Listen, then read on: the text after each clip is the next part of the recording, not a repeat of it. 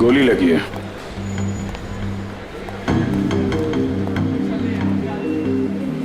Exit wound तो है नहीं, गोली अभी भी अंदर है।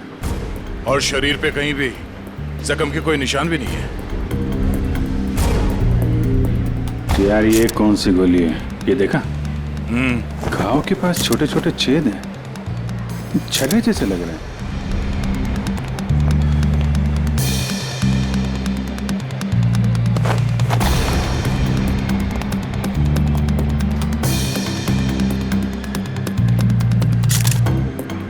मानित नाम है इसका, अंधेरी में रहता है। सर इन लोगों का कहना है कि जब इससे गोली लगी तो ये इस तरफ जा रहा था। इस तरफ? गोली छाती पे लगी है, मतलब खूनी इधर ही कहीं होना चाहिए। नहीं सर, इस तरफ तो मैं अपने डेस्क पे बैठा हुआ था, वहाँ तो कोई खूनी नहीं था और ना ही कोई गोली चलने की आवाज आई। हाँ सर, हमें तो तब पता चला कि इसे गोली लगी है जब हमने इसकी चीखने की आवाज सुनी थी। तो गन पे साइलेंसर लगा होगा।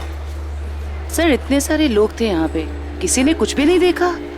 सर मरने से पहले एक औरत की तरफ इशारा कर रहा था, मुझे तो लगता है वो औरत ही इसकी खूनी है। औरत? कौन कौन औरत है? सर वो भागने की कोशिश कर रही थी लेकिन हमने उसे पकड़ के रखा है। वो सर वो बहुत चिल्ला रही थी ना, उसे कमरे में बिठा के रखा हुआ है। सर सीसीटीवी फुटेज रेडी है। ठीक है, देख लेते हैं। अरे भाई, अरे क्या कर रहे हो ये? अरे कहाँ ला रहे हो, क्या कर रहे हो? अरे क्या है, क्या क्या क्या है ये? सर ये लाश है। हाँ भाई मुझे दिख रहा है ये लाश है, लेकिन यहाँ क्यों लाए हो? मुर्दा कर रहे हैं, यहाँ क्यों लाए हो तुम? सर मॉल से लाए। किसने कहा तुम्हें लाश लाने को यहाँ? सीआईडी ने सर। सीआईडी वालों ने? सीआईडी वालों ने? अच्छा एक बात बताओ, सीआईडी में किस ऑफिसर ने कहा तुम्हें लाश यहाँ ले जाने के लिए? इंस्पेक्टर दया ने। इंस्पेक्टर? किसने? इंस्पेक्टर दया ने। दया? इंस्पेक्टर दया? ओके तुम जाओ जाओ जाओ यहाँ से, जाओ।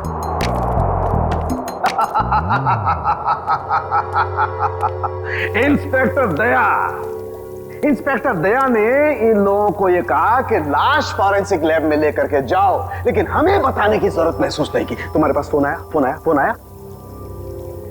कोई फोन नहीं आया। नहीं आया? तुम्हारे पास भी फोन नहीं आया, सालुके के पास भी फोन नहीं आया। क्या किया उन्होंने? ये किया।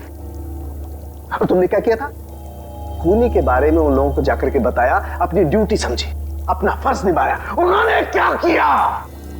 हमारे साथ क्या किया उन्होंने? इतनी बेइज्जती की हमारी, लाश भिजवाई लेकिन हमें बताने की कोशिश नहीं की उन्होंने।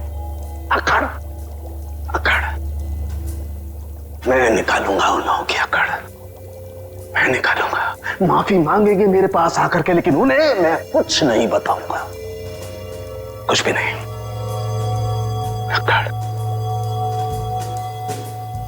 तारिका, हमारे पास कोई लाश नहीं आई है। हाँ? तुमने सुना नहीं मैंने क्या कहा? हमारी लैब में कोई लाश नहीं आई है।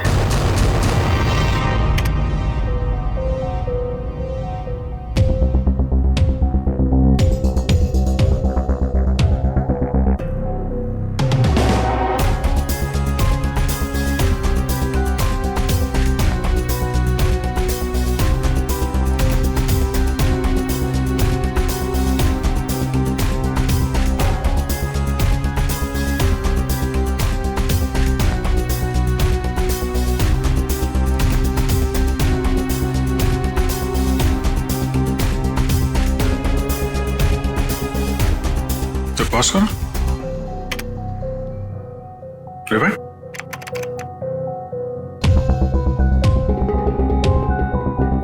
प्ले करो।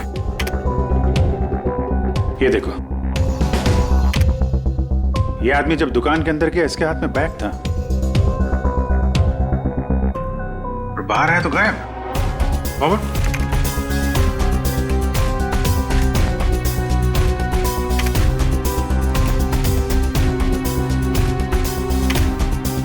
ये देखो, हो सकता है वो बैग दुकान के अंदर भूल गया। प्ले करो। एक मिनट, इसे पॉज करो। ये आदमी यहां पर फोन पर बात कर रहा है, और वहां इसकी लाश के पास हमें कोई फोन मिला तो नहीं था। सर हो सकता है किसी ने भीड़ का फायदा उठाकर उसका फोन गायब कर दिया हो। प्ले करो।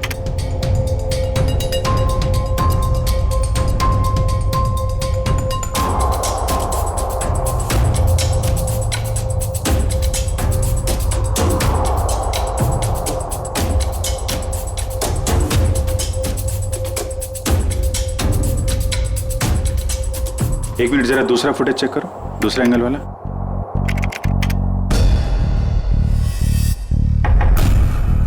बॉस ये देखो, टकराने से ठीक पहले इस लड़की ने अपने बैग में हाथ डाला था। मतलब सर गन इसके बैग में थी? लगता तो यही है। प्ले करो। ये मरने से पहले उस लड़की की तरफ इशारा भी कर रहा है। गार्ड्स ने भी यही बताया था। हो ना हो मनित को इस लड़की ने ही गोली मारी है। नहीं नहीं, मैंने उस आदमी को नहीं मारा। मैं तो उसे जानती भी नहीं हूँ। जयंती, बैग चेक करो इनका। बैग दो। मैंने कहा बैग दो। तुमने कुछ नहीं किया और वो आदमी ऐसे ही मारा गया। हाँ? मैं सच कह रही हूँ, मैंने उसे नहीं मारा। मैं तो उसे जानती भी नहीं हूँ। सर बैग में गन नहीं है, इसने कहीं छुपा दी होगी। नहीं सर, बैग में गन थी ही नहीं।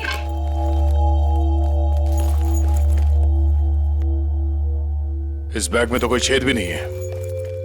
अच्छा, बैग के अंदर से कोई गन तो नहीं चला इसने। जब मनित का खून हुआ तो तुम सामने खड़ी थी और तुम वहां से भागी क्यों?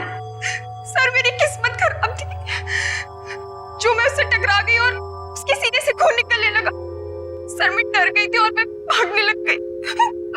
और क्या बता सकती हो उस आदमी के बारे में? नहीं सर, मुझे कुछ नहीं पता। हाँ सर, जब वो मेरे पास आ रहा था तो वो किसी से फोन पे बात कर रहा था और किसी बैग के बारे में बात कर रहा था। वो मुझसे टकराया और ये सब हो गया। देखो शिखा, जब तक हमारी जांच पूरी नहीं हो जाती तुम शहर छोड़ के कहीं नहीं जाओगी, ठीक है? अभी तुम जा सकती हो, वो दुकान चेक कर लेते हैं। Thank you.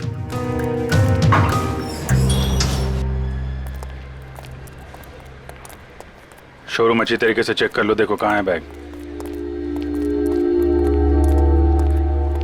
क्या हो गया सर? ये आपके शोरूम के बाहर जिस आदमी का खून हुआ है, वो जब इस दुकान के अंदर आया था तो उसके हाथ में एक बैग था और यहाँ से जब बाहर निकला तो उसके हाथ में वो बैग नहीं था। कहाँ है वो बैग? हमें नहीं पता सर।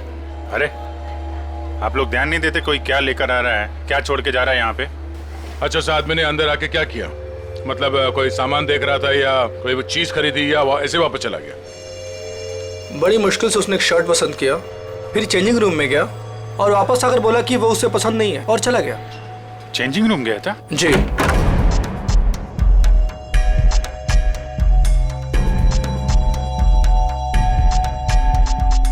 यहाँ तो कोई बैग है ही नहीं।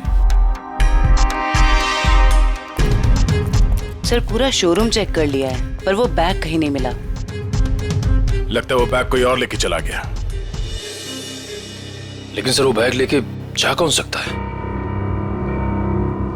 ये सोचो कि उस बैग में था क्या जिसे मनित यहाँ पे छोड़ गया और कोई उसे उठा ले गया।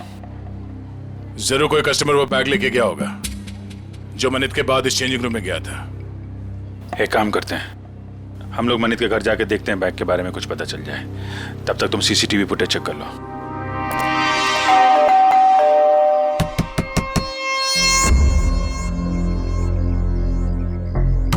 सर शायद घर में कोई नहीं है।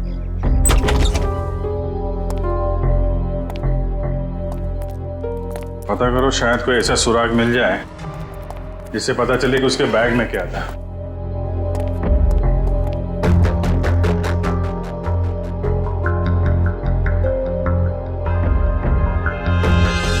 यहाँ तो कुछ भी नहीं है सर।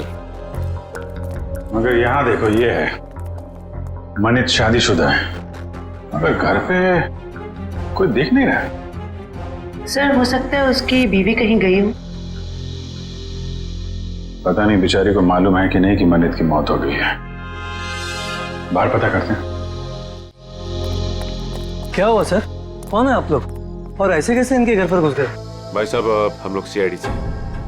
क्या आप ये बताएंगे कि मनित की पत्नी कहाँ है? जी हमें कोई जानकारी नहीं सर। क्या बात है, यहाँ भीड़ क्यों लगा रखी सबने? भाई ये सीआईडी से है और आपके भाई के घर की तलाशी ले रहे हैं। बोलिए क्या बात है सर, क्या हुआ? आप मैं मनित का चचेरा भाई। आप लोग मनित के साथ में रहते हैं? नहीं, मैं यहाँ से 3 घर छोड़ के रहता हूँ। क्यों, क्या हुआ लेकिन बताइए। एक्चुअली मनित का खून हो गया है। क्या? खून? क्या? मनित भाई का खून हो गया? जी हाँ। कैसे सर? किसने किया सर? बोलिए ना सर। हम वही पता लगाने की कोशिश कर रहे हैं। आप लोग पता लगाइए, हमें क्या करना है। संदीप चलो यहाँ से, हमें नहीं पड़ना इस झमेले में। यहाँ परिवार इतना मुसीबत में पड़ा तो मैं जल्दी पड़ी है। 2 मिनट चुप रहो। लगता है आपको मनित की मौत का कुछ ज्यादा दुख नहीं है। सर धोखे से सारी जायदाद हड़प ली थी उसने, दुखी कर रखा था उसने हमें, तो उसकी मौत का हमें दुख क्यों होगा? कीर्ति, यहाँ जायदाद की बात नहीं है। मनीष जैसे भी थे हमारे भाई थे सर। अच्छा, आप लोगों को किसी पे शक है? नहीं सर। सर उसने हमें धोखा दिया था और भी पता नहीं कितने लोगों के साथ उसने धोखा किया है। ऐसे धोखेबाज इंसान के तो हजारों दुश्मन हो सकते हैं, हमें क्या पता। अच्छा, और कोई रिश्तेदार?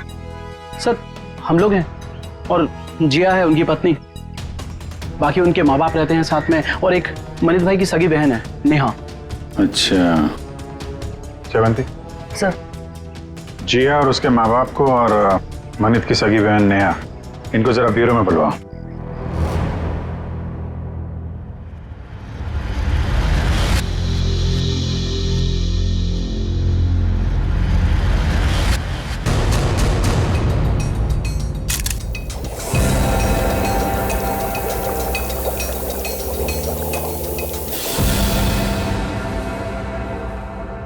माय गॉड, ये बात है, ये राज। और वो लोग तो क्या हुआ सर? अरे क्या बताऊं तारिका, इसकी मौत का राज तो ये है, देखो उधर। अरे हाँ सर, लेकिन ये तो यही तो तारिका, यही राज है। उन लोगों को लग रहा है इसे गोली लगी है, लेकिन यहां तो राज कुछ और ही है। बताना तो पड़ेगा। सर क्या कर रहे हैं आप? सीआईडी वालों को बताना पड़ेगा ना। क्या बताना पड़ेगा? तारिका, उन्हें बताना पड़ेगा कि कैसे जीता जागता इंसान एक लाश में बदल गया। कौन सी लाश? कब आई? मतलब मुझे तो कोई लाश दिखी ही नहीं। मजाक कर रही हो तारिका? अरे इस लाश की बात कर रहा हूं मैं, ये है ना तुम्हारे सामने। सर लेकिन हमारे लैब में तो कोई लाश आई ही नहीं ना। ओह, मैं समझ रहा हूं तुम्हारा इशारा, लेकिन क्या है तारिका, फर्ज हमेशा भावनाओं से ज्यादा बड़ा होता है। बताना पड़ेगा।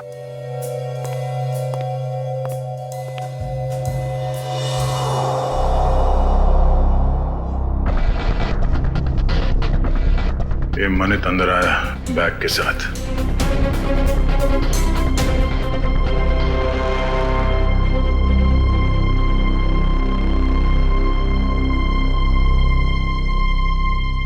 उसने शर्ट लिया और अब चेंजिंग रूम की तरफ जा रहा है। बैग अभी भी उसके हाथ में ही है।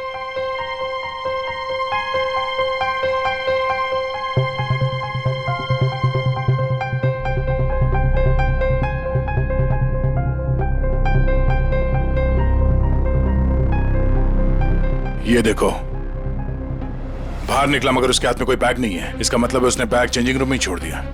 सर मनित के बाद जो लोग चेंजिंग रूम में गए हैं, शायद उनमें से किसी ने लिया हुआ बैग। देखते हैं।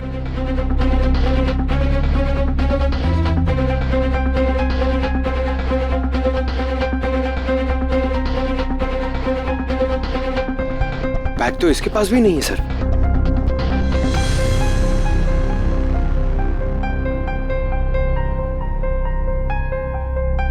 सर लेडी के पास भी बैग नहीं है।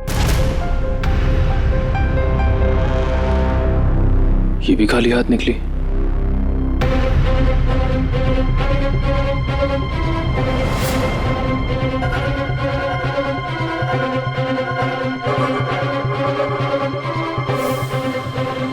काफी वक्त ले रहा है।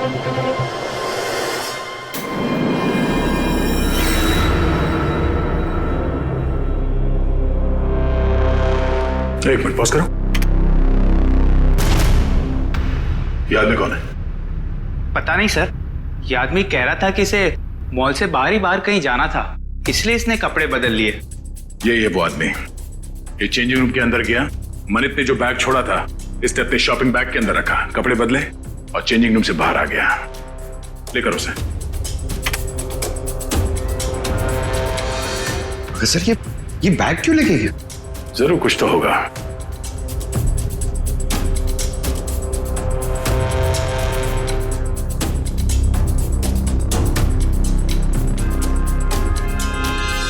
एक गलती कर दी इसने, पेमेंट कार्ड से कर दिया।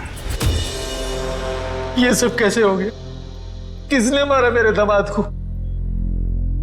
प्लीज आप लोग शांत हो जाइए, हम बहुत जल्द खूनी का पता लगा लेंगे। सर खूनी को ढूंढने से अब क्या फायदा? हमारी बेटी जिया की जिंदगी तो बर्बाद हो गई।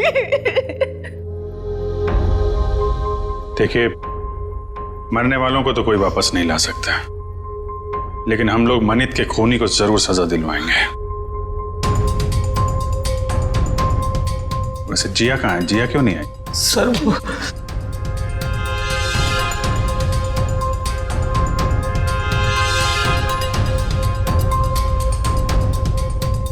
देखिए, आप लोग कुछ भी छुपाएंगे तो हम आपकी मदद नहीं कर पाएंगे। घबराइए मत, बताइए जिया कहाँ है? सर जिया को किसने अगवा कर लिया है सर, और हमसे कहा गया है कि अगर किसी को बताया तो उसे जान से मार देंगे। कौन लोग हैं ये? आपको पता है? पता नहीं कब, हमारी तो किसी से लड़ाई झगड़ा भी नहीं हुआ। पता नहीं कौन दुश्मनी निकाल रहा है सर। हमें बस इतना ही पता है सर कि आज मनित अपने अकाउंट से 30 लाख रुपए निकाला था और वो रुपए उनको देने के लिए मॉल जा रहा था। ओह, तो वो फिरौती की रकम लेके मॉल में गया था और वहां उसका खून हो गया। मनित, मेरा भाई कहाँ है? देखिए, मुझे मेरे भाई से मिलना है। कहाँ है वो? मैडम एक मिनट, आप हमारी बात सुनिए प्लीज। देखिए, मुझे कुछ नहीं सुनना, प्लीज मुझे मेरे भाई से मिलवा दीजिए, मुझे उसे अभी देखना है। नेहा जी, कई बार सच्चाई बहुत तकलीफ देती है, पर हमें उसका सामना करना ही पड़ता है। मनित का किसी ने खून कर दिया है।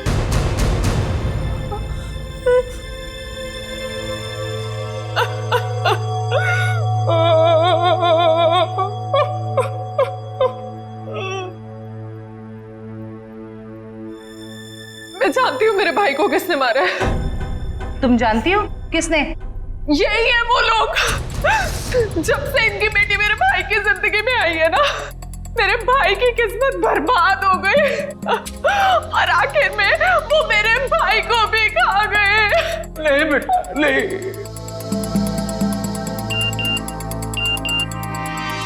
सर, मनित के कॉल रिकॉर्ड्स आ गए सर। देखो सर।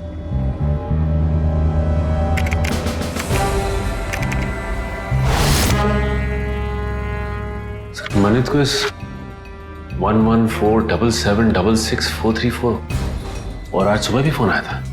अच्छा, पता करो किसका नंबर है, डिटेल्स निकालो जरा।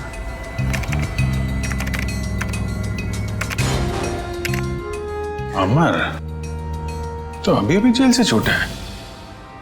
जेल से छूटा और मनित को फोन कर रहा है। जिया किडनैप हो गई और मनित का खून हो गया। मिलना पड़ेगा इस अमर से। उस आदमी को पता था कि उस बैग के अंदर फिरौती की रकम है, इसलिए जानबूझकर वो शॉपिंग बैग लेकर चेंजिंग रूम के अंदर घुसा ताकि फिरौती की रकम आसानी से छुपा के ले जा सके। सर मतलब इन दोनों ने जिया को अगवा किया था? हो सकता है, उसने पेमेंट कार्ड से किया था। उस कार्ड की पूरी डिटेल निकालो और उस आदमी को मिलने के लिए बुलाओ।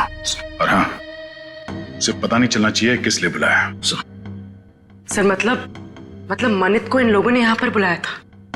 हाँ, पर एक बात समझ में नहीं आई। मनित इतना सारा पैसा लेकर मॉल के अंदर घुसा, उसका बैग स्कैन तो हुआ होगा। पंकज, जरा पता करो किसी ने इस बात की पूछताछ क्यों नहीं की। सर मनित जब फिरौती की रकम लेकर आ रहा था तो फिर उसका खून क्यों हुआ? पूर्वी, ये मामला सिर्फ किडनैपिंग का नहीं है, लगता है बात कुछ और ही है। सर, हाँ सर वो हस्बैंड वाइफ को मिलने के लिए बुला लिया है। गुड, शक तो नहीं हुआ उन्हें? बिल्कुल नहीं सर। चलो। सर वो स्कैनिंग मशीन का गार्ड गायब है सर, और दूसरे गार्ड ने बताया था कि मनित की मौत से ही गायब है सर, और वो अभी फोन भी नहीं उठा रहे। तो गार्ड भी मिला हुआ है इस पूरे खेल में।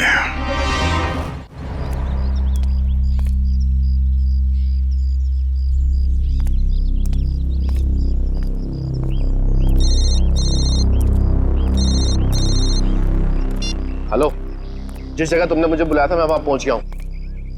क्या जानते हो मेरे बारे में तुम्हें? अरे यार थोड़ा सब्र करना यार। कहाँ हो तुम? अरे पीछे मुड़ना यार। क्या?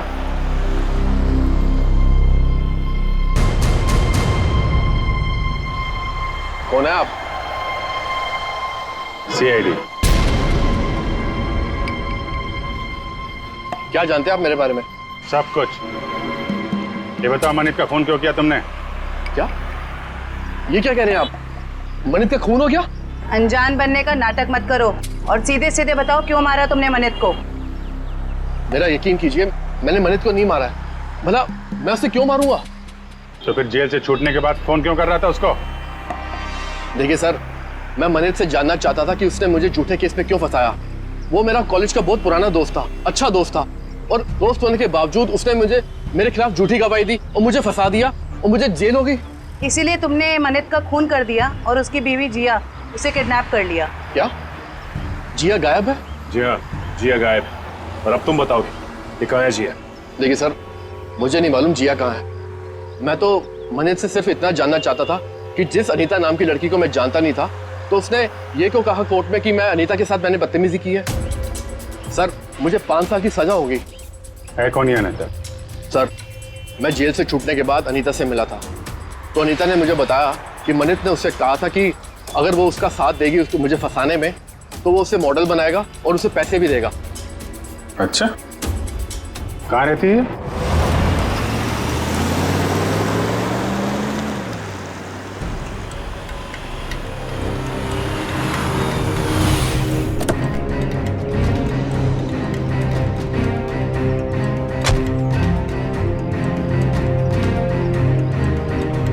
देखो, हम लोग यहाँ आ गए, अब तुम भी बाहर आ जाओ और मॉल की सारी सीसीटीवी फुटेज की सीडी हमें दे दो।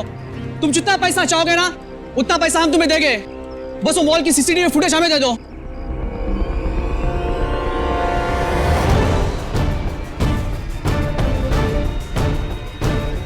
सीआईडी।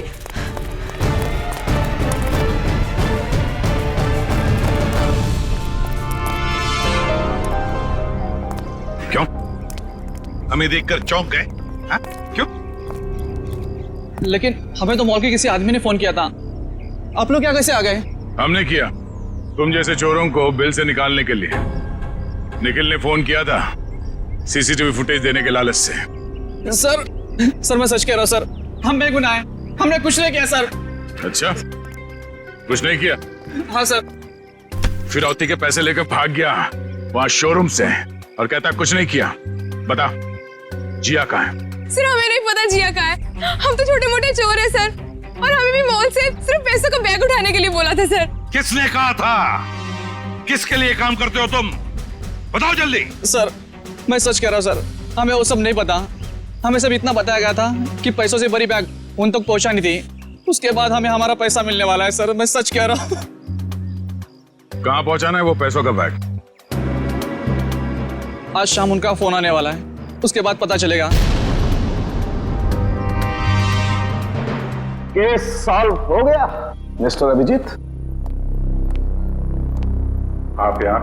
हाँ, मैं यहाँ पर। क्यों, क्या हुआ? ऐसे घूर क्यों रहे हो? थोड़ा अजीब लगा आपको यहाँ देख के? अजीब क्यों लगा? अक्सर आता रहता हूं मैं यहाँ जब भी जरूरत पड़ती है। हाँ मगर अभिजीत, सालुखे ने हमेशा अपनी ड्यूटी को ज्यादा महत्व दिया है बजाय अपनी भावनाओं के। मनित की मौत के बारे में खास जानकारी देनी थी। आप लोगों ने तो जरूरी नहीं समझा जानकारी हासिल करना। जरूरत थी नहीं डॉक्टर साहब। दूसरी बात यह है कि हम खूनी के बहुत करीब हैं। लेकिन की भी गुंजाइश नहीं है। और कुछ ही देर की बात है, वो आदमी पकड़ा जाएगा जिसने जिया को किडनैप किया है और मानित को गोली मारी है। गोली? अभी तक अटके हुए उस गोली वाली थ्योरी पर दोस्त। हाँ, क्यों? क्या हुआ? वही जो हमेशा से होता है।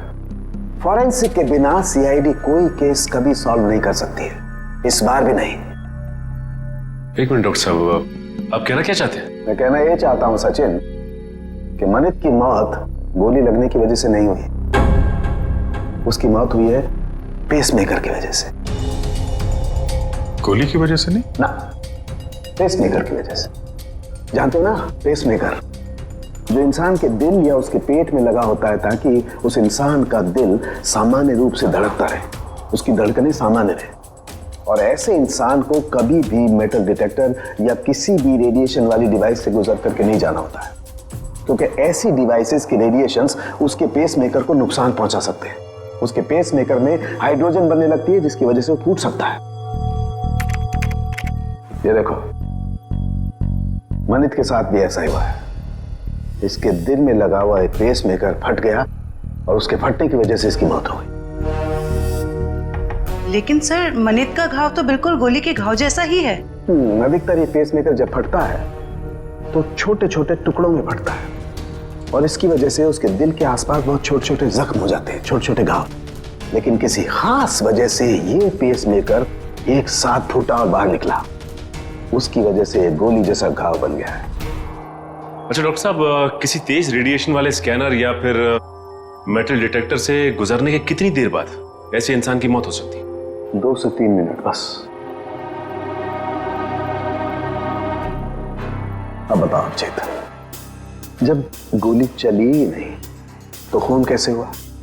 और जब खून नहीं हुआ तो तुम खूनी के इतने करीब तक कैसे पहुंचे? Think about it.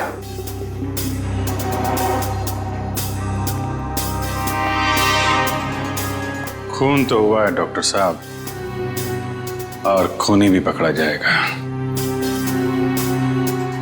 शोरूम का स्कैनर चेक करना पड़ेगा।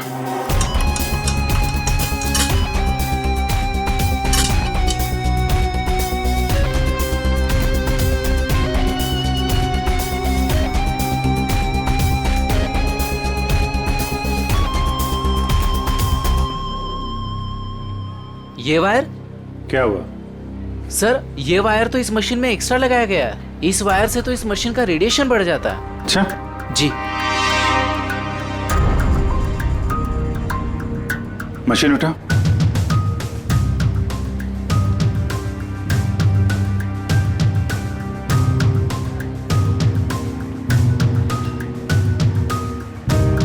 ये किसी ने वायर यहाँ पे लगाया और दूसरा छेड़ा सर्किट में डाल दिया, रेडिएशन बढ़ा दिया है। किसने लगाया बात? सर, हमें तो नहीं पता कब और किसने किया ये सब। सर, मुझे नहीं पता है किसने किया। रात को तो बंद रहता है मॉल। उस वॉचमैन ने किया होगा जो मनित की मौत के बाद फरार है। और सर, इतनी सफाई से काम किया है कि किसी को कुछ पता भी नहीं चला। लेकिन जो कोई भी इसके पीछे है वो अच्छे से जानता था कि मनित के सीने में पेसमेकर लगा हुआ है। कोई नजदीकी, कोई करीबी।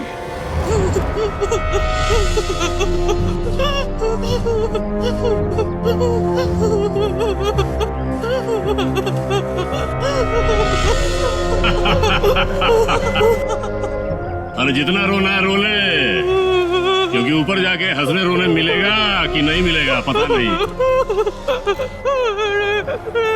तुम्हें भाई बॉस जिया को क्यों मारना चाहता है? अरे ये जिंदा रही तो हम सब मारे जाएंगे। ये सीआईडी के सामने सब कुछ उगल देगी, समझा क्या? बोले तो भाई उड़ा दो इसको। नहीं नहीं नहीं नहीं नहीं, बिल्कुल नहीं। ये तब तक जिंदा रहेगी जब तक हमें पैसे नहीं मिल जाते। एक बार पैसा मिल जाए फिर तो सीधा ये नीचे और उसके बाद ऊपर। बॉस पैसा आ गया। आ गया तो फिर चलो।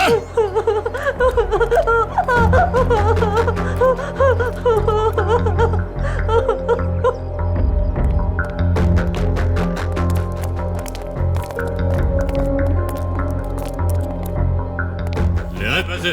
हाँ ले आया पैसे, लीजिए। पूरे है ना? हाँ हाँ पूरे है। अगर यकीन ना आता हो तो एक बार गिन के देख लीजिए। पूरे हैं। बॉस को फोन करके बता दो। Yes boss.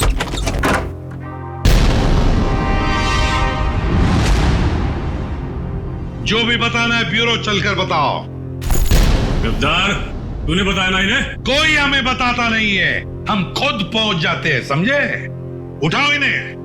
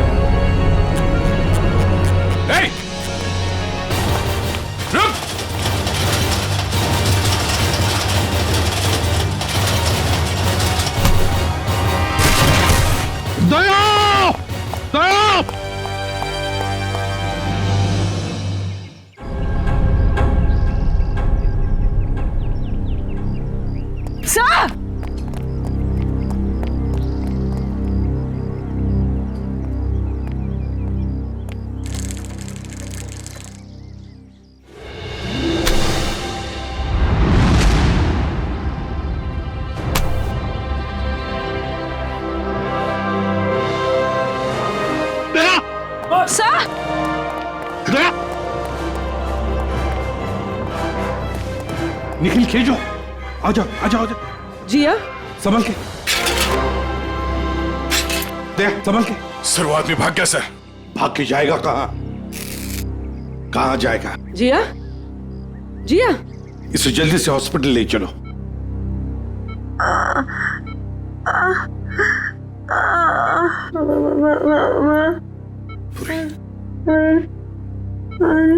हाँ जिया बोलो, कुछ बोलना चाहती हो? मनित को बुलाइए। मनित कहाँ है? सर मनित को पूछ रही है। ये मनित कौन है? अगर वो आ जाए तो अच्छा रहेगा। डॉक्टर वो इनके पति हैं और वो इस दुनिया में नहीं। मनित को बुला लीजिए। जिया ये देखो, हमने मनित को इन्फॉर्म कर दिया है, वो आता ही होगा। चिंता मत करो। सिर्फ इतना बताओ, किसने अगवा किया था तुम्हें? हाँ? मुझे मार देगा, मुझे मार देगा। कौन मारेगा तुम्हें बताओ? मुझे मार देगा। जिया बचाओ। किसने अगवा किया था? कौन मारेगा तुम्हें? बताओ बताओ। जिया, जिया,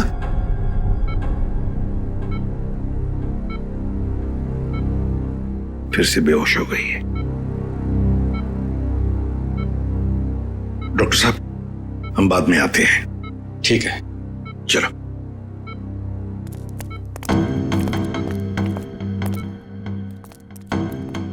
इशिता, कड़ी नजर रखो। अंदर किसी को भी जाने मत देना, किसी को मिलने भी मत देना। Yes sir. मैं मनित के बहकावे में आ गई थी। उसने कहा था वो मुझे बॉलीवुड की बहुत बड़ी हीरोइन बना देगा, पर उसने सिर्फ झूठ बोला था। मतलब अमर निर्दोष था? हाँ मैडम, वो निर्दोष है। वो निर्दोष है। किस किस को बताऊं कि वो निर्दोष है? क्यों? कोई और भी आया था क्या यहाँ पूछताछ करने? हाँ सर, अमर और एक औरत आई थी। कौन औरत? मुझे नहीं पता सर कौन थी वो। उसका चेहरा ढका हुआ था। 2 दिन पहले आई थी वो। अच्छा, उसकी कुछ पहचान बता सकती है? कोई हाव भाव, चाल ढाल, कुछ भी? कुछ याद है उसके बारे में? हाँ सर, मैंने उसका हाथ देखा था जब उसने मुझे गिफ्ट दिया था। गिफ्ट? वो गिफ्ट दे सकते हैं हम लोग? जी सर।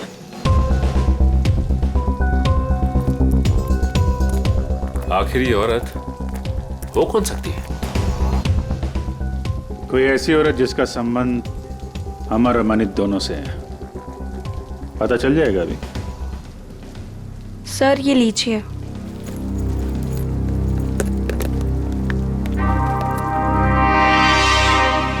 आपने खोला नहीं इस गिफ्ट को? नहीं सर, अभी तक नहीं खोला। Star souvenir. इस गिफ्ट शॉप से पता चल जाएगा किसने खरीदा इस गिफ्ट को।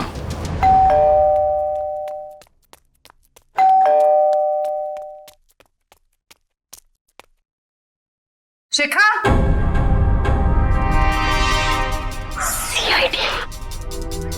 सर ये दरवाजा क्यों नहीं खोल रही है? कहीं पता तो नहीं चल गया हम आने वाले? शिखा, दरवाजा खोलो। शिखा, देखो कहां छुप के बैठी है।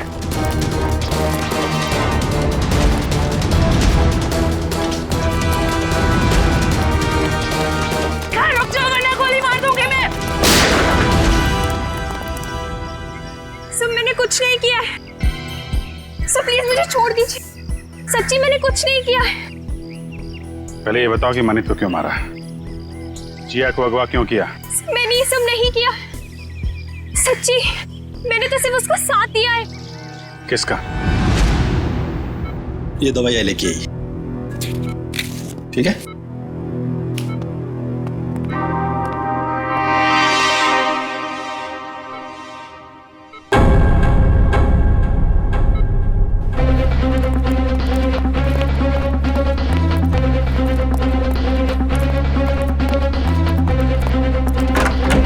जिया, अरे ये जिया कहाँ है? क्या उसे किसी चेकअप वेकअप के लिए लेके तो नहीं गए? इशिता, जिया कहाँ है? सर जब मैं इसकी दवा लेने गई तो वो सो रही थी। तुम उसे छोड़कर गई क्यों? ढूंढो उसे।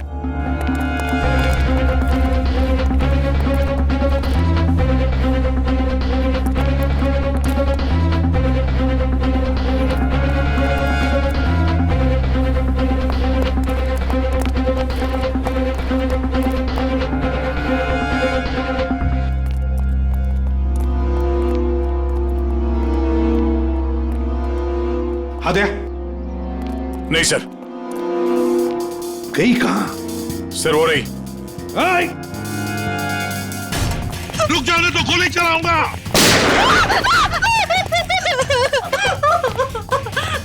मुझे मत मारो, मुझे मत मारो। मनित को मार डाला और खुद मरने से डरती हो? बताओ, क्यों साजिश रची तुमने मनित को मारने की? इतना सारा नाटक क्यों किया? बताओ। सर खुद की गलती सुधारने का मेरे पास कोई और मौका नहीं था, इसलिए।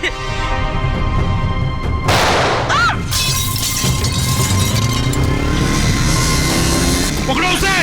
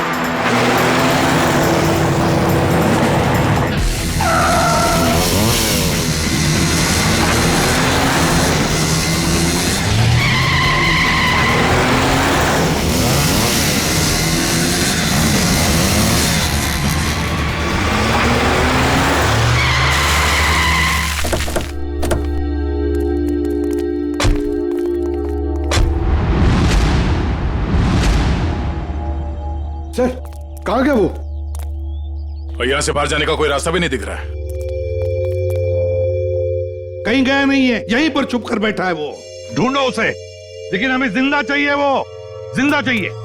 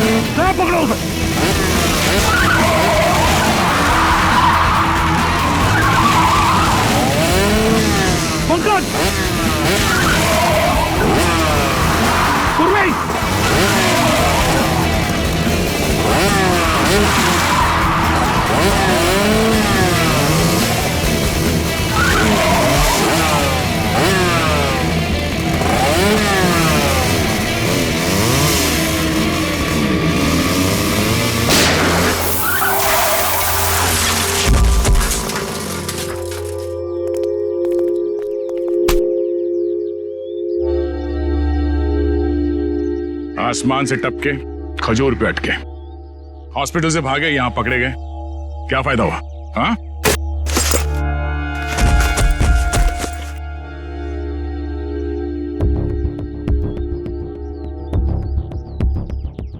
What?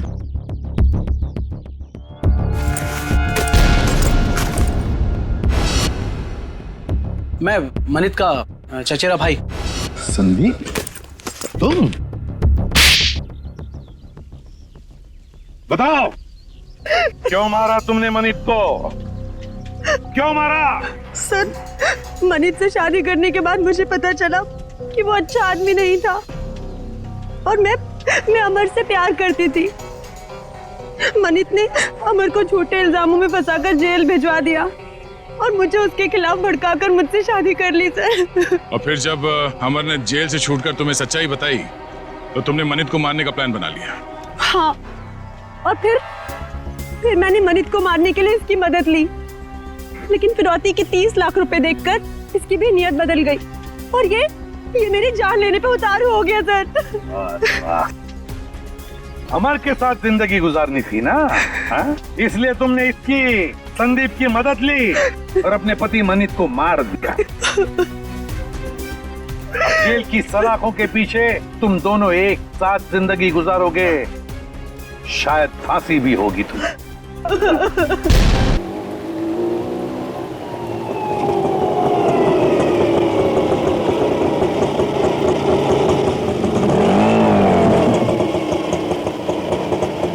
बस भैया, ऑटो यहीं रुको।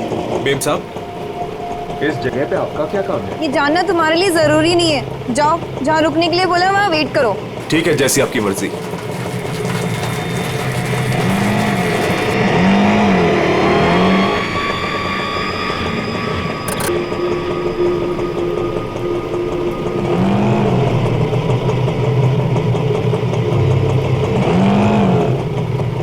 अरे तुम गए नहीं अभी तक, जाओ। जी मेम साहब।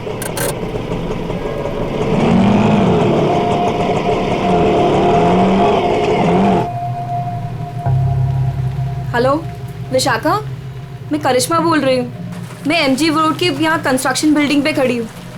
मुझे तुमसे तुम्हारी शादी के बारे में बहुत जरूरी बात करनी है।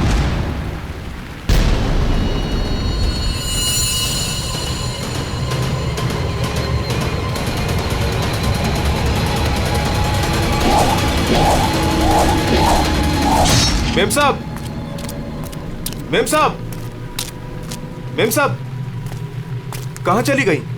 मैं तो यहीं छोड़ के गया था। मेम साहब, मेम साहब।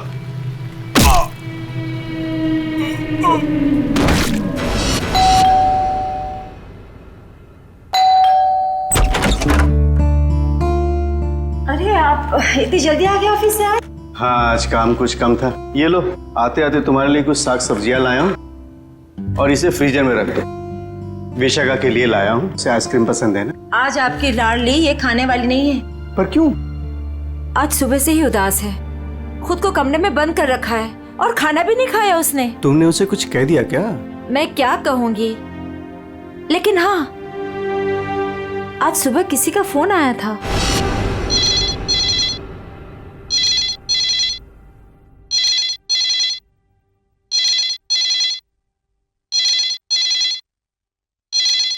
हेलो हेलो, विशाखा बोल रही हो?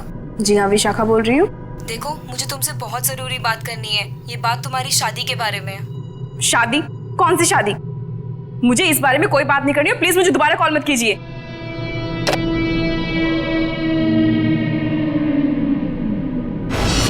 अरे इतनी मुश्किल से तो 2 हफ्ते पहले टूटी हुई शादी को भूल पाई थी, अब फोन करके उसके जख्म किसने हरे कर दिए? बहुत पूछा मैंने कि किसका फोन था, लेकिन रोई जा रही है, जवाब ही नहीं दे रही है। मैं देखता हूँ, तुम चिंता मत करो। विशाखा, विशाखा बेटे, विशाखा बेटे दरवाजा खोलो। विशाखा दरवाजा खोलो। विशाखा! ये दरवाजा क्यों नहीं खोल रही है? रोने की आवाज भी नहीं आ रही, कहीं उसने कुछ।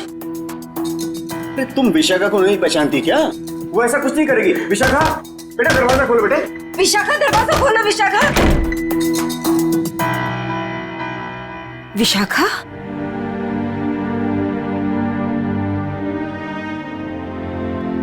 विशाखा बेटे, वो शादी वाले फोन कॉल से चिंता में है ना तू? हाँ पापा, काश मैंने उस गलत लड़के से शादी की जिद न की होती। मेरी वजह से आप लोगों को कितना अपमान सहना पड़ा। अरे नहीं बेटी, ऐसा कुछ नहीं है। उस लड़के के साथ तेरी शादी नहीं हुई, ये तो बड़ी अच्छी बात है। उस परिवार से तू बच गई बेटे। हाँ। और फिर हमारे इस लाडो के लिए इस शहर में कोई लड़के की कमी है क्या? हाँ?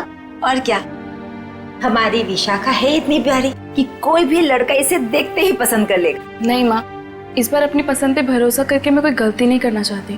आप लोगों की पसंद पे ही मेरी मंजूरी है।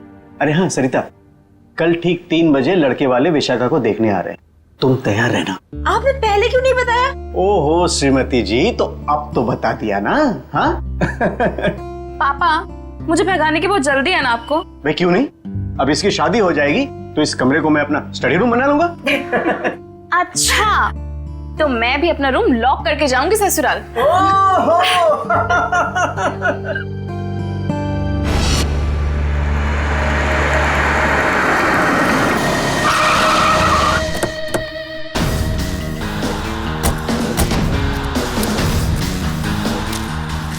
भाई साहब, मैं यहाँ का बचपन, मैंने ही आपको फोन किया था। लाश कहाँ पर है? जी उस तरफ।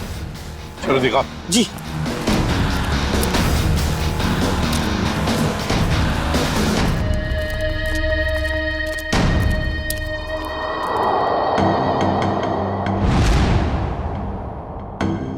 ये ईंटें निकालो।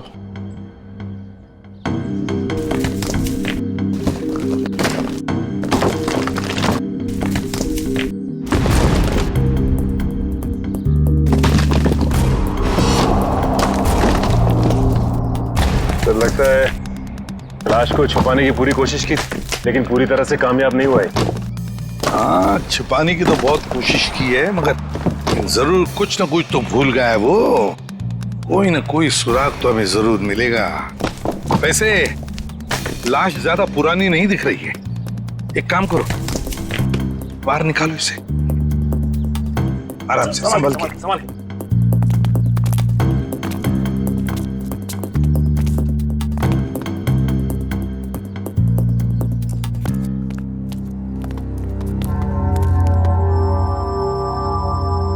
ये देखो, बड़ी बेरहमी से मारा है इसे, सामने से सीधे चाकू घोंप दिया सीने में। हाँ सर, देख के लगता है कि इसे चीखने चिल्लाने का मौका ही नहीं मिला। ये देखो, इसके सिर के पीछे भी चोट है। लगता है जिसने भी ये किया है ना, शायद पीछे से आकर इस रिक्शा वाले के सिर पर पीछे से हमला किया, वार किया।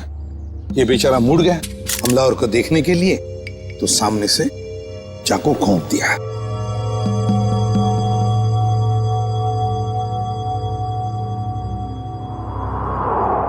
जेब में कुछ भी नहीं। लेकिन सर, कोई रिक्शा वाले को क्यों मारेगा? फ्रेडी, इस रिक्शा वाले को पैसे के लिए तो कोई नहीं मारेगा।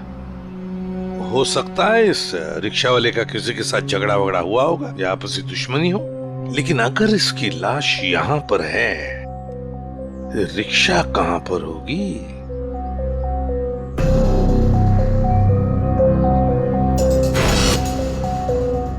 सर? हाँ सर ये देखिए सर, ये खून की बूंदें और घसीटने के निशान हैं।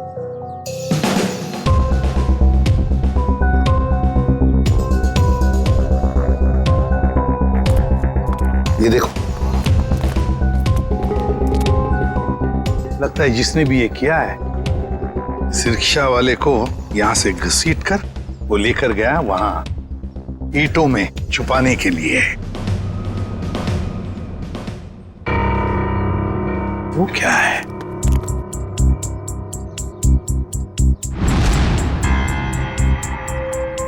किसी आदमी की घड़ी? अरे ये तो काफी महंगी घड़ी है। शायद रिक्शा वाले की होगी। नहीं फ्रेडी, ये इस रिक्शा वाले की घड़ी नहीं लगती।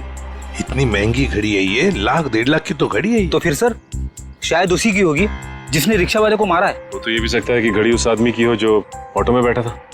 इतनी कीमती घड़ी पहनने वाला आदमी रिक्शा में नहीं जाएगा, मुझे नहीं लगता। देखो और भी कोई सुराग मिलना चाहिए, देखो जरा आसपास।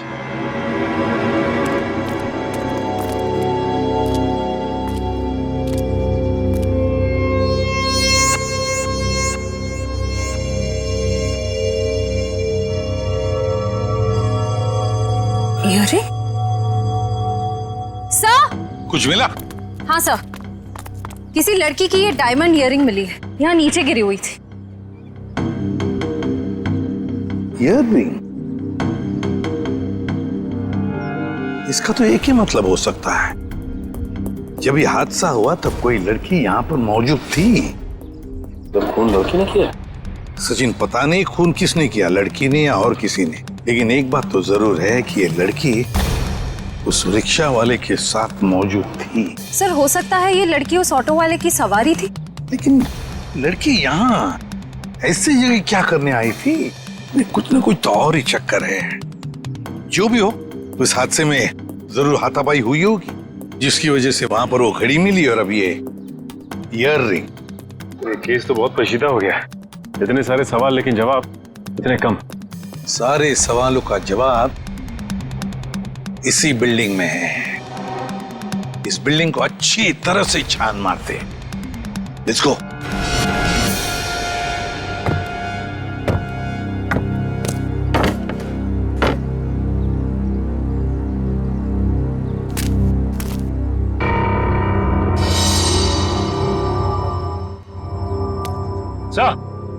हाँ सचिन, क्या हुआ? ये देखिए सीढ़ियों पे खून की बूंदें। हाँ ये देखो। सर ये तो बहुत ही अजीब बात है, लाश वहां पर और खून की बूंदें यहाँ। मुझे तो कुछ और ही आ रहा है दिमाग में। कहीं और एक लाश तो नहीं इस बिल्डिंग में? ऊपर चलकर देखते हैं, देखते ही ये खून के धब्बे कहां तक है।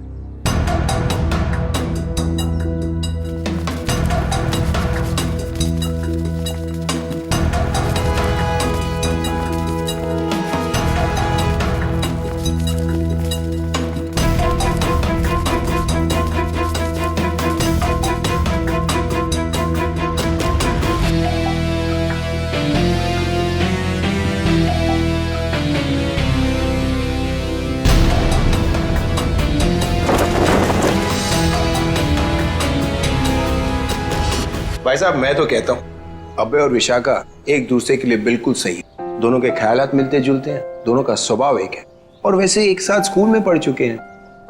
बेटा तुमने हमें बताया नहीं कि तुम अभय को पहले से जानती हो? नहीं पापा, अभय मेरी क्लास में नहीं थे। वो क्या है ना अंकल, हम दोनों की क्लासेस सेम थी पर सेक्शन अलग अलग थे। आप सेक्शन ए में थी और मैं सेक्शन सी में था।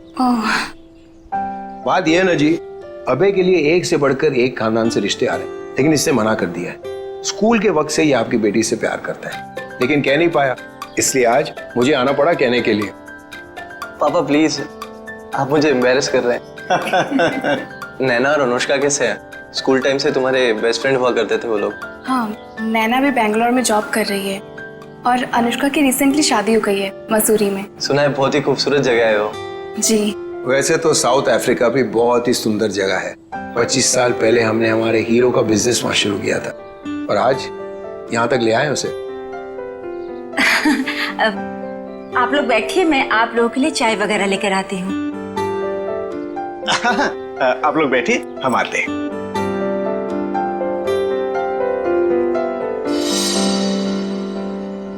क्या बात है सरिता, क्या हुआ? देखिए, लड़का और परिवार तो मुझे अच्छे लग रहे हैं, लेकिन एक बार आप साफ साफ पूछ लीजिए, लेन देन की जो भी बात है। सरिता, क्यों चिंता करती हो? देखो, मुझे नहीं लगता कि धीरेन्द्र जी की कोई मांग है, और अगर होगी भी तो हम मांग पूरी कर देंगे ना। देखो सरिता, मेरी पेंशन है, तुम्हारे जेवर है, और अगर जरूरत पड़ी तो हम ये मकान बेच देंगे। आखिर हमारी एक ही बेटी है। ओफो, आप एक बार पूछ तो लीजिए ना, कहीं कोई बड़ी मांग रख दी तो। फिर तो ये रिश्ता नहीं हो पाएगा। खैर, अपनी किस्मत है, देखते हैं। चलो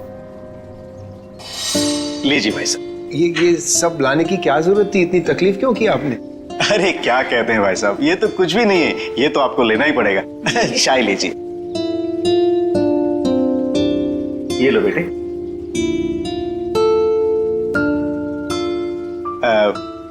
भाई साहब, अगर आप बुरा न माने तो कुछ देर हम लोग बाहर चल के आपस में बात कर लेते हैं। अरे इतने में बच्चे भी एक दूसरे से बात कर लेंगे। अरे ये तो बहुत अच्छी बात है, चलिए।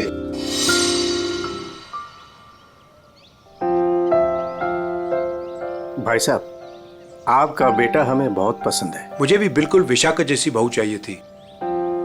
अगर विशाखा अभय को पसंद उसकी फिक्र आप मत कीजिए, हमारी मंजूरी में ही उसके यहाँ है। ये तो बड़ी अच्छी बात है, तो मैं बात पक्की समझूं? जी जरूर। धीरेन्द्र जी, अगर आपकी कोई मांग हो तो आप मुझे। ये कैसी बात कर ली आप लोगों ने? अरे भाई, भगवान का दिया हुआ सब कुछ है हमारे पास। आपकी बेटी सिर्फ 2 जोड़ी कपड़ों में चाहिए, ये आप कर पाएंगे या नहीं? मुझे समझ में नहीं आता कि मैं आपका ये कर्ज कैसे चुका पाऊंगा। लेकिन हमारी एक शर्त है। शर्त? ये शादी 2 दिनों में हो जानी चाहिए। 2 दिनों में शादी की तैयारियां हम कैसे कर सकते हैं? देखिए, ये हमारी एक ही बेटी है, हम चाहते हैं कि उसकी शादी बड़े धूमधाम से हो, इसलिए थोड़ा अगर आप हमें वक्त दे दे तो। देखिए भाई साहब, मैं आपकी बात समझता हूँ, लेकिन 3 दिनों के अंदर मुझे साउथ अफ्रीका पहुँचना है। सिर्फ मेरे बेटे की वजह से मैं अपना पूरा कारोबार छोड़ के आया हूँ। अगर आप ये नहीं कर पाओगे तो ये रिश्ता नहीं होगा। हाँ? सोच लो आप लोग।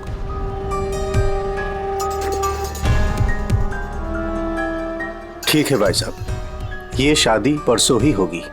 ये तो बहुत अच्छी बात है, मुबारक हो।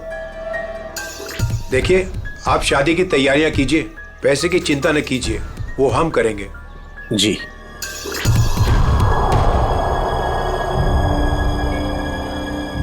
कैसे? तुम चिंता मत करो सरिता, भगवान की जो मर्जी है वही होगा। चलो शादी की तैयारी करते हैं।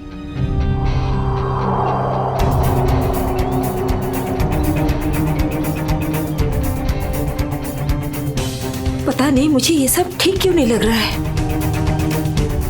शादी ब्याह जैसी चीज जल्दबाजी में करना, कहीं हम गलत निर्णय तो नहीं ले रहे?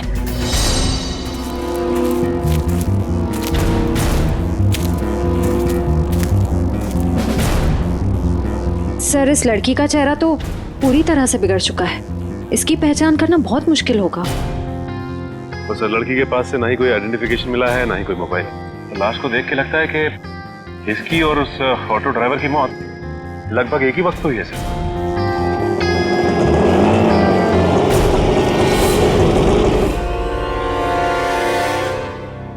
सर, ये लावारिश रिक्शा यहाँ से थोड़ी दूर पे खड़ी हुई थी, लोगों ने मुझे बताया।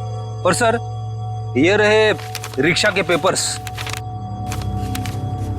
वो लाश इसी रिक्शा ड्राइवर की थी, चमन नाम था उसका। और सर, ये फोटो भी लगी उसकी। हाँ, चमन खुद मालिक था इस रिक्शा का। और कुछ मिला? हाँ सर, मोबाइल मिला है सर, लेकिन सर बैटरी डाउन है इसकी। ठीक है, कोई बात नहीं, इसमें से हमें बहुत कुछ इंफॉर्मेशन मिल सकती है।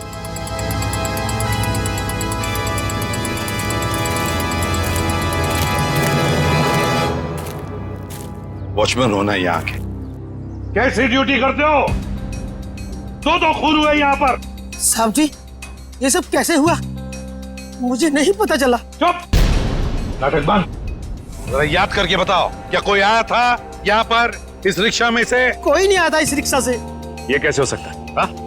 कोई बिल्डिंग से ऑटो दूर क्यों खड़ा करेगा? बताओ कौन आया था? हाँ साहब जी, याद आया, जब मैं खाना खाने गया था ना, जरूर कोई आया होगा। झूठी करते हो।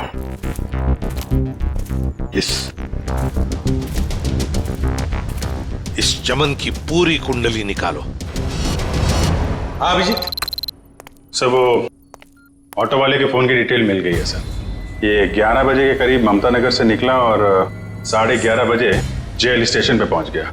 ये MG road under construction building पे कब पहुंचा? सर 12:30 बजे।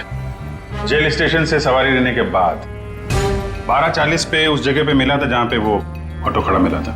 मतलब जेल स्टेशन से उसने सवारी उठाई। तो फिर अभिजीत, उस वक्त दो मोबाइल फोन होंगे उस रिक्शा में, एक रिक्शा वाले का और शायद इस सवारी का भी। हाँ सर, मोबाइल कंपनी वालों ने बताया कि रिक्शे वाले के मोबाइल के साथ साथ एक और मोबाइल ट्रैवल कर रहा था। जयवंती और पेटी लगे हैं उसका डिटेल निकालने में। चलो अच्छा। अब देखना यह है कि सर वो सवारी विक्टिम थी या मुजरिम। सर, हाँ सर वो जो ऑटो की सवारी का मोबाइल नंबर था वो दिल्ली का नंबर है और किसी करिश्मा के नाम पे रजिस्टर्ड है। दिल्ली? अच्छा, इस करिश्मा के बारे में और कुछ पता चला? नहीं सर, और कुछ डिटेल्स तो अभी पता नहीं चल पाए हैं। ये तो पता चला होगा कि उसने आखिरी कॉल किसको किया। किसी लैंडलाइन नंबर पे किया था आखिरी कॉल। पोपटवाड़ी का कोई उदय कुमार है। पोपटवाड़ी, उदय कुमार। पंकज काम करो, इस दिल्ली वाली करिश्मा के सारे डिटेल निकाल लो, पूरे के पूरे डिटेल। और अभिजीत, इस पोपटवाड़ी के उदय से मिल लेते हैं, पता तो चले ऐसी भी क्या बातें हो रही थी करिश्मा और उसके बीच में। इसका चेहरा तो बहुत बुरी तरह से बिगड़ गया है, एकदम तहस नहस हो गया है। सर, इनके फेस को हम रिकंस्ट्रक्ट नहीं करवा सकते? बहुत मुश्किल काम है तारिका, बहुत वक्त लगेगा। हाँ, लेकिन एक बात जरूर पता चल गई।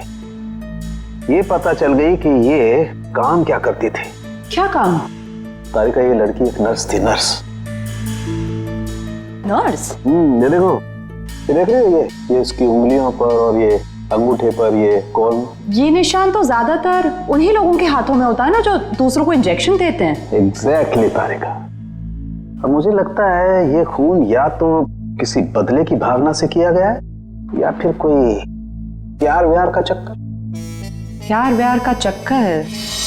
तुमको ऐसा लगता है तो तुम फोरेंसिक आते ही क्यों? तुम अब से मत आया करो हमारे लैब में प्लीज। हाँ, अरे ये क्या? हाँ, और अभिजीत, तुम्हारे और मेरे बीच में जो भी था ना वो खत्म। प्यार का चक्कर। विशाखा, तुम्हें पता है वैसे तो मैं अभय की मुंह बोली बहन हूँ, पर हाँ, एक सगी बहन अपने भाई को उतना प्यार नहीं करती, उससे भी ज्यादा प्यार मैंने अपने भाई को दिया है। Sweet of you. Thank you so much मेरे भाई को शादी के लिए हाँ कहने के लिए। यकीन ही नहीं हो रहा है ना, इतनी जल्दी सारी तैयारियां हो जाएगी। और आज हमारी बेटी की मेहंदी की रस्म है। तुम ठीक कह रही हो, मगर ये सब कुछ मुमकिन नहीं होता अगर धीरेन्द्र जी हमारी सहायता नहीं करते तो। देखो ना, अभय की बहन माया किस तरह से सुबह से लेके सारा काम कर रही है, कितनी अच्छी तरीके से कर रही है ना? वाकई। सर, यहाँ पे तो शादी की तैयारियां चल रही है, पूछताछ कैसे करेंगे? वही तो, लेकिन एक बात याद रखना, ऐसे माहौल में जरा समझदारी से काम लेते हैं, किसी को ठेस नहीं पहुंचनी चाहिए, है ना? अरे आइए आइए, आप लोग लड़के वालों की तरफ से? देखिए, हम लोग मेहमान नहीं हैं, हम लोग सीआईडी से आए हैं। सीआईडी? यहाँ सब कुछ ठीक तो है ना? देखिए, आप फिक्र मत कीजिए, हमें पता है आपके घर में शादी का रस्म चल रहा है, लेकिन देखिए बात को ज्यादा नहीं है, सिर्फ 2 मिनट की बात है। एक बात बताइए, कल लैंडलाइन पे कोई अनजान फोन आया था आप? हाँ, मेरी बेटी विशाखा ने फोन उठाया था। जरा बुलाइए ना विशाखा को। विशाखा बेटी 1 मिनट इधर आना। हाँ जी, 1 मिनट। जी पापा। बेटे ये हाय विशाखा, शादी मुबारक हो। Thank you. हम सीआईडी से हैं, मैं इंस्पेक्टर श्रेया। कल सुबह 10 बजे लैंडलाइन पे एक कॉल आया था। जी आया था। किसका फोन था? किसी करिश्मा का फोन था, बट मैं उसे नहीं जानती। अगर तुम उस लड़की को नहीं जानती हो तो उसने तुम्हें क्यों कॉल की? दरअसल वो मुझसे मिलना चाहती थी, पर मैंने उसे मना कर दिया। तुम तो कह रहे हो तुम उसे जानती तक नहीं, फिर भी वो तुमसे बात करना चाहती थी। कोई ना कोई तो वजह जरूर होगी, हैं? बताओ। शायद वो मेरी शादी के बारे में कुछ बात करना चाहती थी। क्या क्या बात करना चाहती थी? कुछ बताया उसने? जी, तब तक तो मुझे भी नहीं पता था कि मेरी शादी होने वाली है। वो शायद मेरी पिछली शादी के बारे में बात करना चाहती थी। मतलब विशाखा, तुम्हारी पहले भी एक शादी तय हो चुकी थी जो टूट चुकी है। देखिए प्लीज, अगर इस बारे में इस वक्त बात न करें तो अच्छा होगा। बड़ी मुश्किल से उस सदमे से ये उभर पाई है। प्लीज। पापा, इट्स ओके, मुझे उस बात से कोई फर्क नहीं पड़ता है। पर आप इस फोन कॉल के बारे में मुझसे इतने सवाल क्यों पूछ रहे हैं? दरअसल बात यह है कि करिश्मा नाम की उस लड़की का। एक मिनट में समझाता हूं। देखिए, ये करिश्मा जिसने फोन किया था यहाँ पर, हम उससे मिलना चाहते हैं एक केस के सिलसिले में। ये करिश्मा कोई मुजरिम है क्या? क्या इसने कोई जुल्म किया है और ये मुझसे क्यों बात करना चाहती है? देखो, करिश्मा मुजरिम है या नहीं ये अब तक तय नहीं हुआ है। खैर छोड़ो, आप लोग शादी की तैयारियां करो। और विशाखा, हम सब की तरफ से शादी मुबारक हो। Thank you.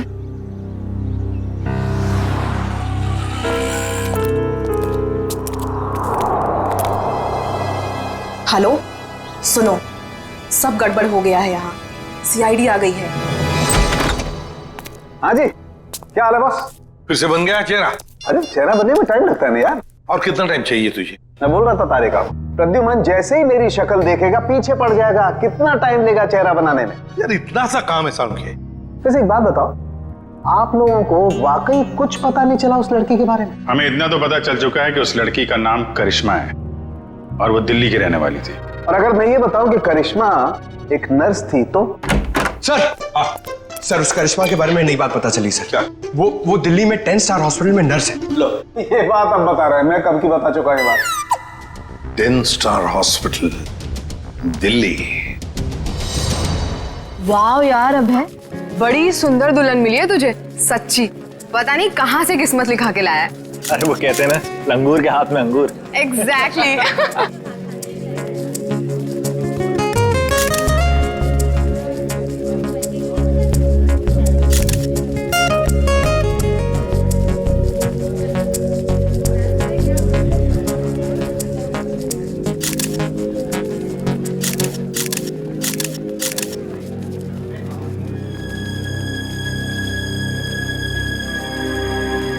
उदय जी, आप रो रहे हो?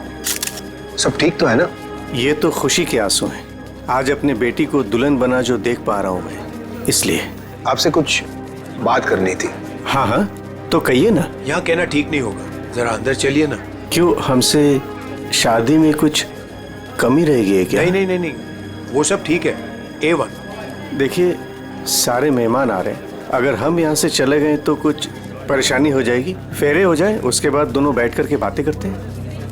देखिए, मेहमानों को छोड़िए, आप अंदर चलिए, वरना ये शादी नहीं होगी।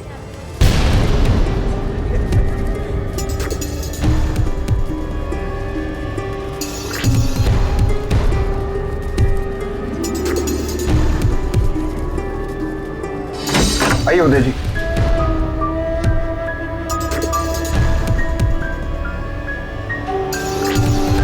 धीरेन्द्र जी, बात क्या है आप बताइए ना।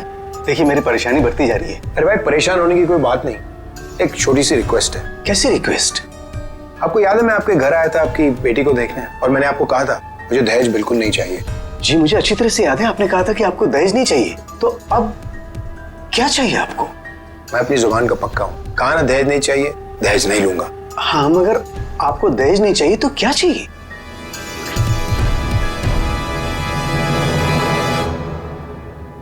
किडनी किडनी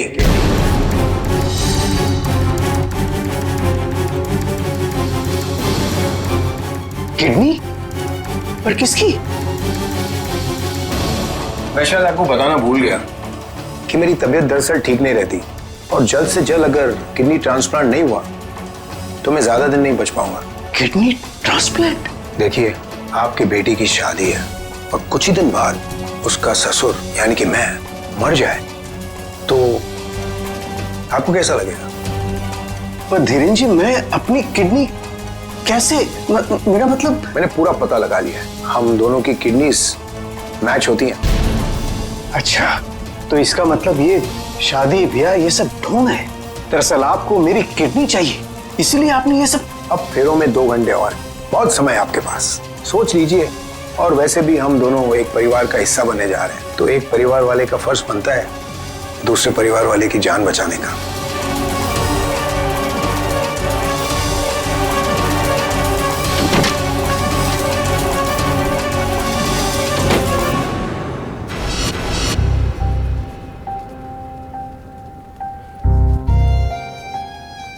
आपको दहेज नहीं चाहिए तो क्या चाहिए?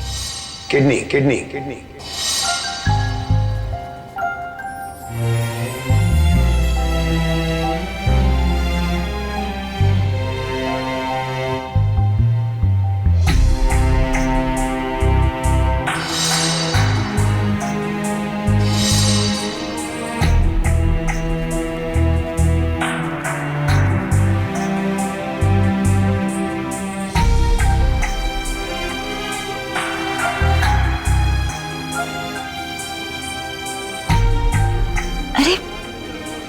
चले गए थे आप?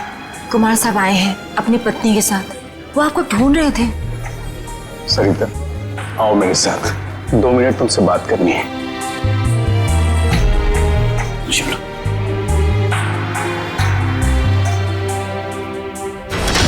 आओ सरिता। क्या हुआ, मुझे बताएंगे भी? सरिता, दरवाजा बंद कर दो, बताता हूं।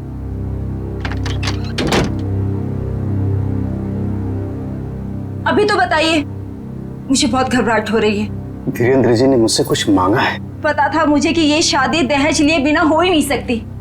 वैसे कितने पैसे मांगे हैं उन्होंने? नहीं, उन्होंने मुझसे पैसे नहीं मांगे। तो फिर? सरिता, उन्होंने मुझसे मेरी किडनी मांगी है। किडनी? हाँ सरिता। हे भगवान, इसका मतलब ये सब शादी वादी ढोंग है।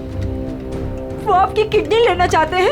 मुझे भी यही लग रहा है। ये अचानक से उनका मेरे घर आना, फिर 2 दिन में शादी और अब ये सब कुछ। सरिता, मुझे तो इसमें बहुत बड़ी साजिश लग रही है। तो क्या अब हमारी विशाखा की शादी फिर से टूट जाएगी? अगर मैंने किडनी नहीं दी तो ऐसा ही होगा। ना सरिता, तुम मत रो।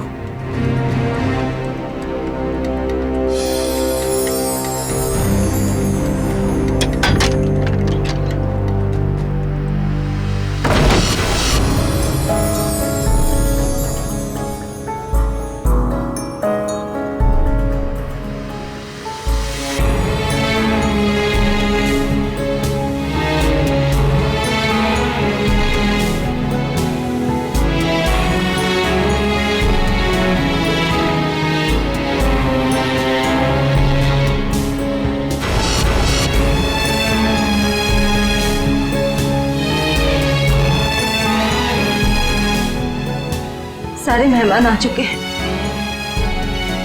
और अगर इस बार भी हमारी विशाखा की शादी नहीं हुई तो वो पूरी तरह टूट जाएगी। एक जख्म तो वो पहले ही खा चुकी है, लेकिन अब दोबारा वो बर्दाश्त नहीं कर पाएगी। मैं जानता हूं सरिता, तुम ठीक कह रही हो, इसलिए मैंने सोच लिया है, मैं अपनी किडनी दूंगा। हाँ सरिता। नहीं, अगर आपने किडनी दे दी तो आपका क्या होगा? मुझे कुछ नहीं होगा सरिता। और वैसे भी इंसान के शरीर में 2 किडनियां होती है जिससे उसका शरीर चलता है, लेकिन फिर भी इंसान एक किडनी के सहारे जी सकता है। मुझे ये सब कुछ ठीक नहीं लग रहा है। अगर कुछ ऊंच नीच हो गई तो मैं आपको खोना नहीं चाहती हूँ। नहीं सरिता, मुझे कुछ नहीं होगा, और अगर मुझे कुछ हो भी गया तो कम से कम मेरी आत्मा को ये सोचकर संतुष्टि तो मिलेगी ना कि मैंने अपनी बच्ची की खातिर उसके पैदाइश से लेकर के उसकी शादी तक सब कुछ किया। प्लीज।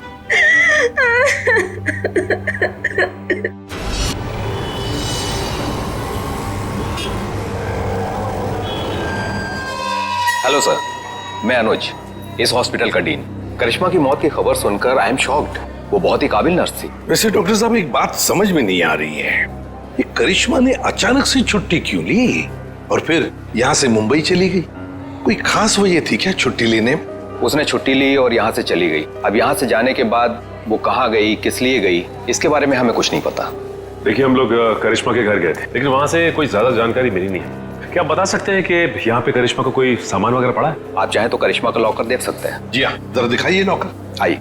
चलिए। अरे सर, इस लॉकर को देखकर मुझे मेरी नानी की अलमारी याद आ गई। वो भी अपना सारा सामान ऐसे ही ठूस ठूस के रखती थी। सर, ये तो किसी मरीज की मेडिकल रिपोर्ट है। किसकी फाइल है ये? दे उदय कुमार। उदय? विशाखा के पिताजी उदय कुमार? कमाल है, इस फाइल को तो हॉस्पिटल के रिकॉर्ड रूम में होना चाहिए। ये करिश्मा के लॉकर में कैसे? मतलब ये करिश्मा उदय जी और उसके परिवार वालों को जानती थी? वो परिवार वाले तो बता रहे थे कि वो करिश्मा को जानते ही नहीं। जरा बताइए, किस चीज का इलाज चल रहा था उदय का?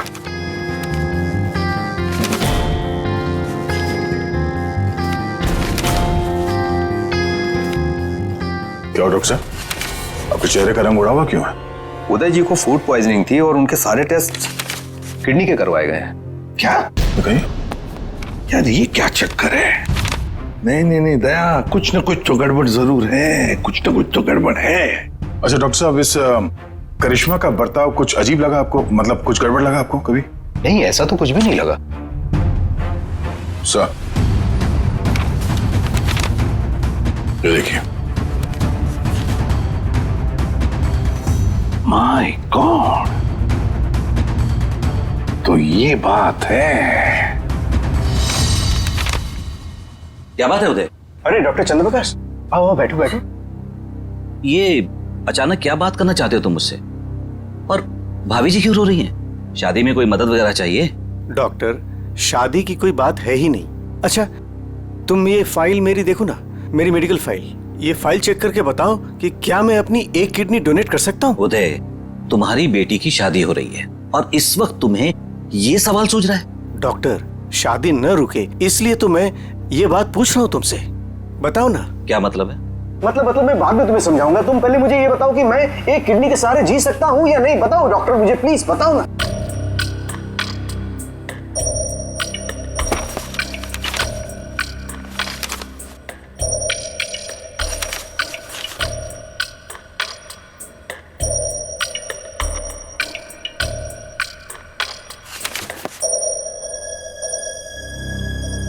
डॉक्टर, रिपोर्ट ठीक तो है ना? क्या हुआ चंद्रप्रकाश, बताओ ना कुछ मुझे। क्या किडनी देना जरूरी है? बस तुम इतना ये समझ लो कि किसी के जिंदगी और मौत का सवाल है। देखो, अगर मैंने किडनी डोनेट नहीं की ना तो मेरी बेटी की शादी रुक जाएगी। देखो उदय, तुम्हारी ये किडनी पहले से ही खराब है। क्या? सरिता, मुझे तो आज तक ये प्रॉब्लम कभी महसूस ही नहीं हुआ।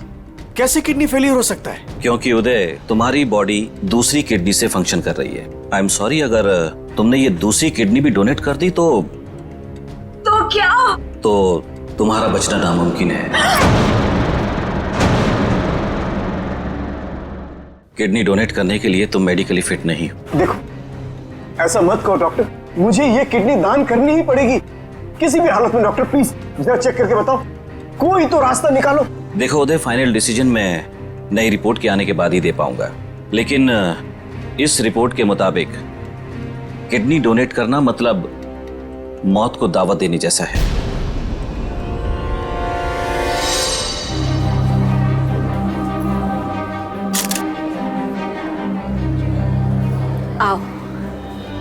क्या हुआ माँ? आप परेशान लग रही हैं। नहीं, ऐसी कोई बात नहीं। फेरे का समय हो गया है, आओ।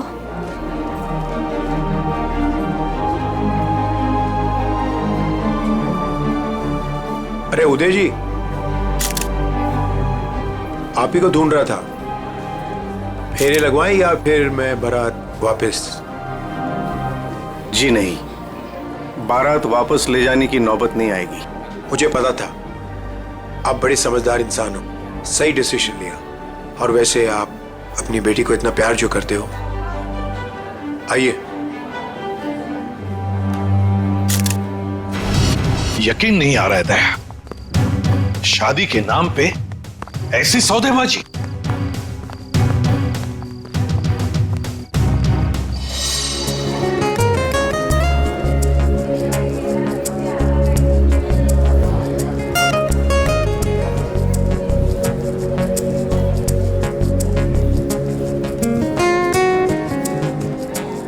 रुक जाइए। सरिता जी। जी। उदय जी कहाँ है? वो तो यही। कहाँ है उदय जी? यही तो थे, कहाँ चले गए? आप लोग यहाँ फिर से, क्या हुआ? हमारा उदय जी से बात करना बहुत जरूरी है, जरा बुलाइए उन्हें। उदय जी। उदय जी। कहाँ गए उदय जी? बुलाइए। मम्मी, पापा कहाँ चले गए? आपके पापा कहाँ हैं? इसका जवाब अब ये देंगे धीरेन्द्र जी। क्यों धीरेन्द्र जी, जवाब देंगे ना? मुझे कुछ नहीं पता।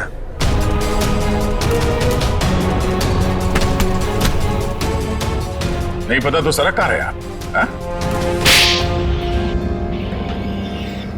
सर, मैंने कुछ नहीं किया सर। मैं तो इनका असली बेटा भी नहीं हूँ सर। मेरे पति को इन लोगों ने गायब करवाया होगा और किडनी के लिए ये लोग शादी तोड़ने की धमकी दे रहे थे। मॉम, आपने बात मुझे पहले क्यों नहीं बताई? आपके पापा से बढ़कर मेरे लिए कुछ नहीं है। शर्म आनी चाहिए तुम्हें, शादी जैसे पवित्र बंधन की आड़ ऐसा घिनौना अपराध करते हुए। सर मैं मानता हूँ इसी प्लान के जरिए मैंने किडनियों का व्यापार किया। क्या? शायद इसीलिए उन गुनाहों की सजा है कि मेरी खुद की किडनी बेकार हो गई। लेकिन इस बार सर मैं खुद की जान बचाने के लिए कर रहा था। इसके लिए किसी और की जान चली जाए। अब बताओ, करिश्मा को क्यों मारा? सर मैंने करिश्मा को नहीं मारा, बल्कि वो तो मेरी मदद करती थी मरीज ढूंढने में। सर इस बार मैंने गैंग वालों को बताया फिगर एक किडनी गायब कर दी। उसी बात को लेकर वो मुझे ब्लैकमेल कर रही थी कि वो बाकी गैंग वालों को और विशाखा को ये बात बता देगी। इसीलिए तुमने करिश्मा को मारा? इसीलिए? नहीं सर, मेरा यकीन मानो, मैंने उसे नहीं मारा। मुझे लगता है कि सर उसके मौत के पीछे मेरे बाकी गैंग वालों का हाथ है। कौन है तुम्हारे साथी? कहाँ लेकर गए उदय को? किडनी निकलवाने। ऑपरेशन शायद शुरू भी हो गया होगा। कहाँ हो रहा है किडनी निकालने का ऑपरेशन?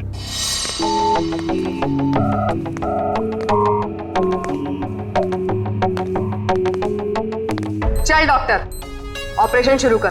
देखो तुम जो ये कर रहे हो ना, ठीक नहीं कर रहे हो। बकवास बंद कर और अपना काम कर जल्दी।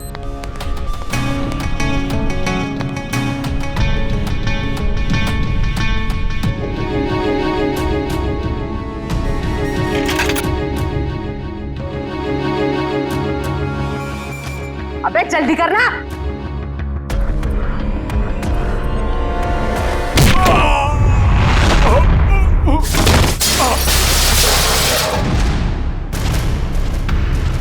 कौन है वहां? कौन है?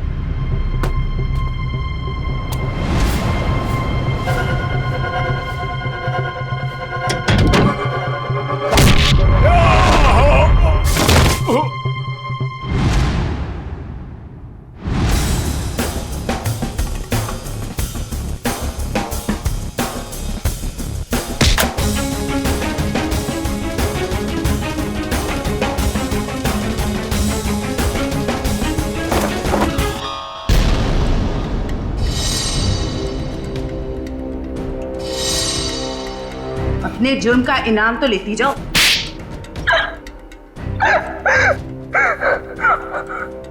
ये सारा षड्यंत्र हमने सिर्फ लोगों की किडनियां हथियाने के लिए किया है। ये सब पता है हमें। ये बताओ करिश्मा को क्यों मारा तुम? क्योंकि करिश्मा हमें धोखा दे रही थी। लेकिन तुमने करिश्मा का खून किया, ये बात तुमने धीरेन्द्र से क्यों छुपाई?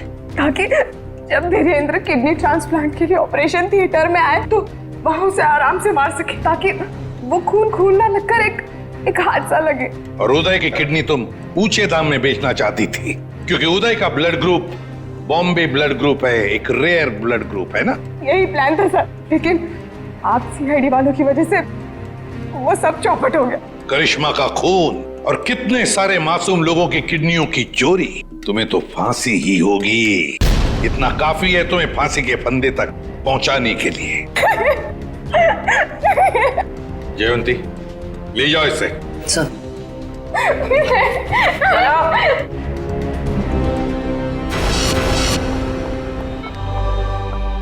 कैसे आप?